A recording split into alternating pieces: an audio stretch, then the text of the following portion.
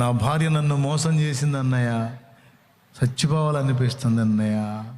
అవునా నాయన, నిజంగా నీలాగా అంతగా ఆమెను హత్తుకున్నందుకు నువ్వు నిజంగా పోవటమే కరెక్ట్ అన్నయ్య.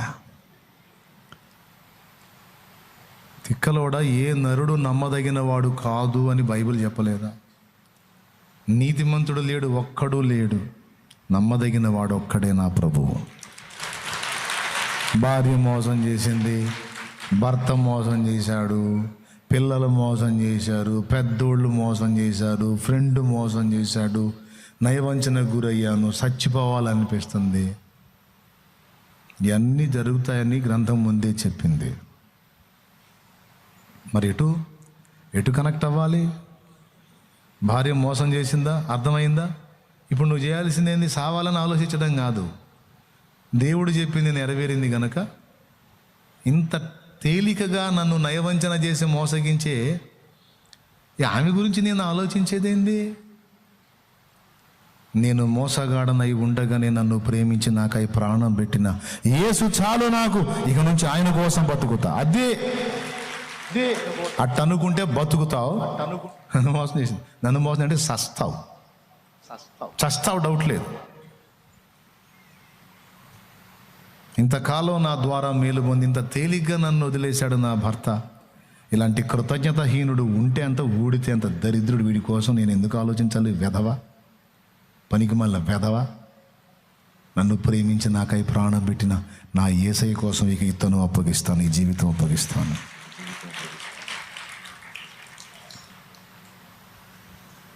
బాడి ఎద్దులాగా నా చేత వెట్టి చాకిరీ చేయించి నన్ను వినియోగించుకొని నడి రోడ్డు మీద నన్ను అలాగ బజార్ను వదిలేసి వేరే వ్యక్తితో అడుగు తీసుకున్నవాడు. వాని ప్రేమ ఎంత చంచలమైందో నాకు అర్థమైంది కదా, ఎంత అస్థిరమైందో నాకు అర్థం. ఇంకా అది నాకు దక్కలేదని ఏడ్చేది ఏంది? సోది. ఎండమావిలో నీళ్లు దొరుకుతాయా? అది ఎండమావి. వేస్ట్. ఆశించడం వేస్ట్. అర్థమైతే వదిలేసి ఆలోచించడం వేస్ట్. ఆలోచించాల్సిన వ్యక్తి గురించి ఆలోచించు, దిగులు పడాల్సిన వ్యక్తి గురించి దిగులు పడు.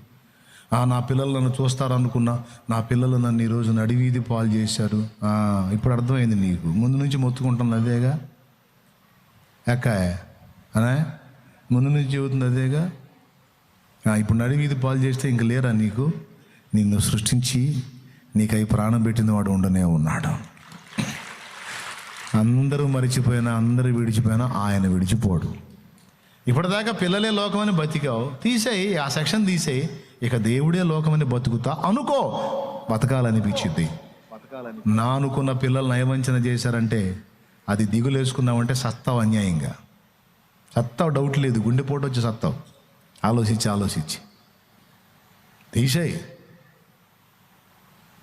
చెట్టు పెంచాం, నీడనిస్తా అనుకున్నాం, పెరిగింది, నీడనివ్వలా, వెళ్ళిపోయింది. అది పోనీ, నా బాధ్యత నేను నెరవేర్చా.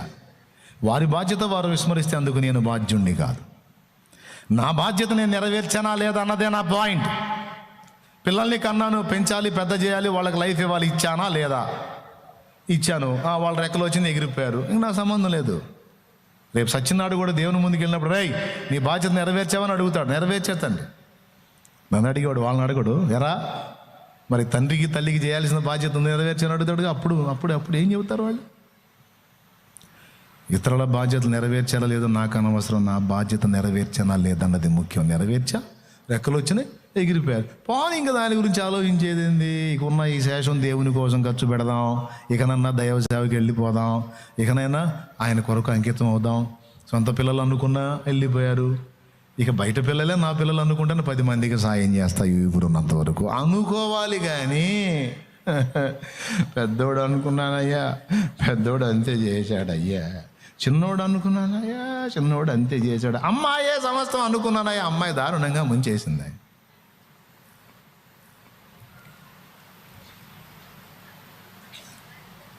ఎంతమందికి అర్థమవుతుంది నేను చెప్పేది? అర్థమైతే చేతులు ఎత్తండి. పిల్లలు లేదు, తల్లులు లేదు, నీ బాధ్యత నెరవేర్చి ఒడ్డునే ఎంతవరకే. తిరిగి ప్రతిఫలం వచ్చిందా లేదా వేస్ట్, చూడొద్దు. అంతే. నేను వెళ్ళే పద్ధతి అదే. సేవలో ఆత్మీయ బిడ్డలు ఉన్నారు, నాకు వందలాది మంది సేవకులు, ఆత్మీయ బిడ్డలు. అందొచ్చినండి చూస్తా, రాలేదు వదిలేస్తా. వాడికి నేను చేయాల్సిన బాధ్యత నెరవేర్చానా లేదా, వాడు నమ్మకంగా ఉన్నాడా లేదా, వాడి బాధ్యత, నాకు సంబంధం లేదు. కన్నవాళ్ళైనా, కట్టుకున్నవారైనా, తోడబుట్టిన వారైనా, ఎవ్వరికైనా నా వలన జరగవలసిన న్యాయం జరిగిందా లేదా ఒక్కటే చూసుకుంటా. జరిగిందా, ఇక వాళ్ళ నుంచి నాకు జరగాల్సిన న్యాయం జరిగినా జరగకపోయినా ఐ డోంట్ కేర్, నేను పట్టించుకోను. ఏమైనా అర్థమవుతుంది అక్క అన్నా?